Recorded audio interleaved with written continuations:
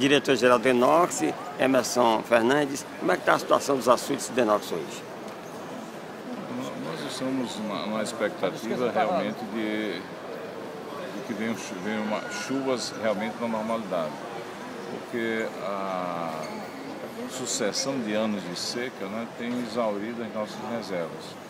Agora, nós estamos aproveitando esses períodos para fazer a recuperação de todos eles, das paredes, fazendo projetos de ampliação e melhora de todos os açudes. Qual é o nível hoje? É 40, 35? Como é que está isso? Ou melhorou? O nível médio do Nordeste, se considerássemos todos concentrados em um único açude, está em torno de 35%. E com relação a essa perspectiva de um inverno irregular que a FUSEMA aponta para o Ceará, o que é que o Denox está fazendo? Além do trabalho de perfuração de poços, estamos executando algumas adutoras de engate rápido, né? Ou seja, tendo todos os critérios e cuidados com relação ao consumo da água em todos os nossos perímetros.